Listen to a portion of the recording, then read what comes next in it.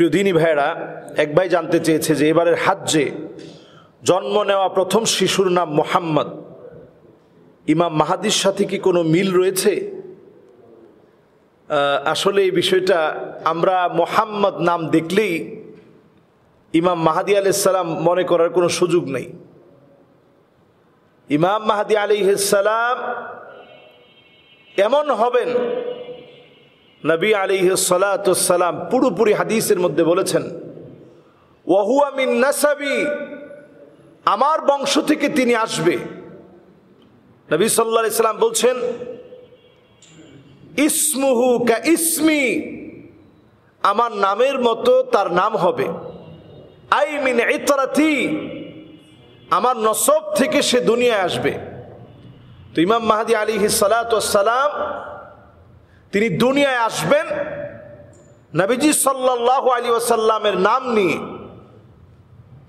উনার মায়ের নাম হবে নবীজির মায়ের নামে নাম, উনার বাবার নাম হবে নবীজির বাবার নামে নাম। নবীজি সাল্লাল্লাহু আলাইহি সাল্লামের বড় আদরের ফাতেমা রাদিয়াল্লাহু তাআলা আনহার বংশ থেকে তিনি আসবেন। এই জন্য রাসূল বলছে, ওয়া হুয়া মিন ইতরাতি, আমার বংশ থেকে আসবে। অন্য হাদিসের ভিতরে নবী আলাইহিস সালাতু ওয়াস সালাম বলছেন, আমার হাসানের বংশ থেকে আসবে। তার মানে পুরো আহলে বাইতের চেইন মেনটেন করে তিনি দুনিয়ায় আসবেন। আহলে বাইতের চেইন থেকে, নসব থেকে তিনি দুনিয়ায় আসবেন, এই ইতরাত থেকে তিনি দুনিয়ায় আসবেন। শিয়াদের মতামত হচ্ছে তিনি আসবেন হুসাইন রাদিয়াল্লাহু তাআলা আনহুর বংশ থেকে। আহলে সুন্নাহ ওয়াল জামাতের আকীদা হচ্ছে তিনি আসবেন হাসান রাদিয়াল্লাহু তাআলা আনহুর বংশ থেকে। তাহলে এবার হজের মধ্যে যেই প্রথম যে শিশুটি জন্ম নিয়েছে, যার নাম রাখা হয়েছে মুহাম্মদ, এটা বলার কোনো সুযোগ নাই যে ইনি ইমাম মাহদি। তবে হ্যাঁ, আমরা এই কথা বলতে পারি যে শিশু বাচ্চা জন্ম নিয়েছে তার জন্য দোয়া করতে পারি। আমরা বলতে পারি যে আল্লাহ রাব্বুল আলামিন এই শিশুকে কল্যাণ দান করবে, এমন একটা বরকতের সময় সে জন্মগ্রহণ করেছে এবং মুবারক বরকতের জায়গায় সে জন্মগ্রহণ করেছে। আল্লাহ রাব্বুল আলামিন তাকে বরকত দিবেন, বরকতে পরিপূর্ণ করবেন, এই দোয়া আমরা করতে পারি। এরপরে আসুন, ইমাম মাহদি আলাইহিস সালাতু ওয়াস সালাম কারিয়া নামক জায়গায় জন্মগ্রহণ করবেন। যদিও সনদটা অত্যন্ত দুর্বল, ইমাম মাহদি আলাইহিস সালাতু ওয়াস সালাম কারিয়া নামক জায়গায় জন্মগ্রহণ করবেন, সনদটা দুর্বল। দুর্বল হওয়ার পরেও যদি এখানে আমি বলি যে যদি কেউ মনে করে পবিত্র মক্কাতুল মুকাররমায় জন্মগ্রহণ করবে অথবা এর আশেপাশে জন্মগ্রহণ করবে, এই বিষয়টি সঠিক নয়। উনার আত্মপ্রকাশ ঘটবে মদিনা থেকে, তিনি চলে আসবেন পালিয়ে মক্কাতুল মুকাররমায়, উনার আত্মপ্রকাশ ঘটবে। কোন জায়গায়? ঠিক হাজরে আসওয়াদ আর মাকামে ইব্রাহিমের মাঝামাঝিতে তিনি দাঁড়িয়ে থাকবেন। পাগড়ি পরিহিত অবস্থায় যখন দাঁড়িয়ে থাকবেন, লোকেরা দেখেই বুঝবে ইনি ইমাম মাহদি আলাইহিস সালাতু ওয়াস সালাম। লোকেরা বলবে, আপনি তো ইমাম মাহদি, আমাদেরকে বায়াত দেন। ইমাম মাহদি আলাইহিস সালাতু ওয়াস সালাম তিনি তৎক্ষণাৎ বায়াত দিবেন না। তিনি যখন বায়াত দিতে চাবেন না, লোকেরা বলবেন আপনার গর্দানে আঘাত করব, তারপরেও বায়াত না নিয়ে আমরা এখান থেকে যাব না। এরপর ইমাম মাহদি আলাইহিস সালাতু ওয়াস সালাম তিনি যখন বায়াত দিবেন, বায়াত দেওয়ার পরে এই মানুষগুলো সুপথের দিকে আসবে, হেদায়েতের স্বাদ আরো বেশি পাবে।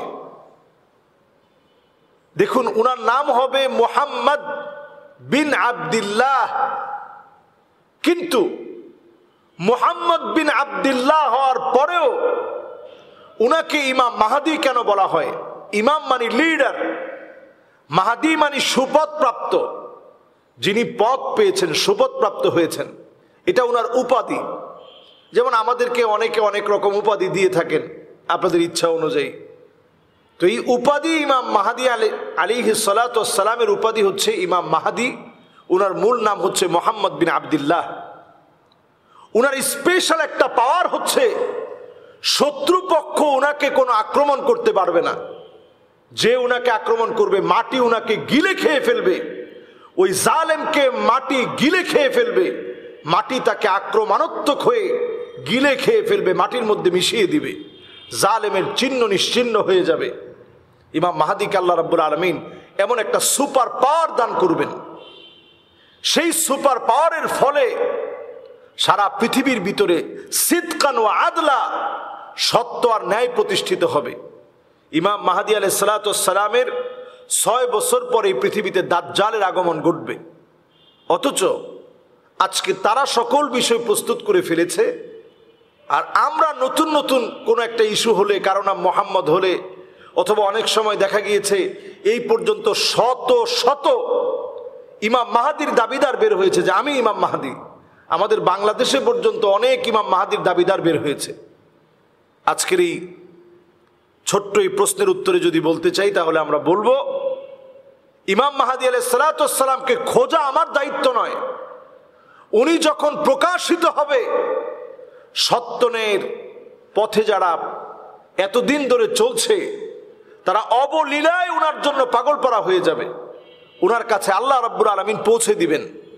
আপনি দেখবেন হকের তালাশ যারা করে, সে যে প্রান্তে যেখানে থাকুক না কেন, অনেক ভণ্ডদের সঙ্গে সে মিশেছিল, কিন্তু হকের তালাশ তার ভিতরে ছিল। আল্লাহ তাআলা ঠিকই তাকে দিনের দিকে নিয়ে আসছেন। এই জন্য ইমাম মাহাদি আলাইহিস সালাতু ওয়াস সালাম 40 বছর বয়সে তিনি আত্মপ্রকাশ করবেন। এখন এই বাচ্চাকে কোনোভাবেই ইমাম মাহাদি বলার সুযোগ নেই। ইমাম মাহাদিকে আল্লাহ রাব্বুল আলামিন আখিরুজ জামানে ছোট আলামতের একেবারে শেষ হিসেবে আল্লাহ তাআলা প্রেরণ করবেন। উনি কিন্তু বড় আলামত না, ছোট আলামতের শেষ। ছোট ছোট সব আলামতগুলো আমরা প্রায় দেখতে পাচ্ছি। শেষ আলামত ইমাম মাহাদি আলাইহিস সালাতু ওয়াস সালামের আত্মপ্রকাশের মধ্য দিয়ে হবে। এর আগেই আল্লাহ রাব্বুল আলামিন আমাদের মুসলিম উম্মাহকে এক হওয়ার, নেক হওয়ার তৌফিক দান করুক। আল্লাহ রাব্বুল আলামিন আমাদেরকে ঐক্যবদ্ধ হয়ে দ্বীনের কাজ করার তৌফিক দান করুক। আসসালামু আলাইকুম ওয়া রাহমাতুল্লাহি ওয়া বারাকাতুহু।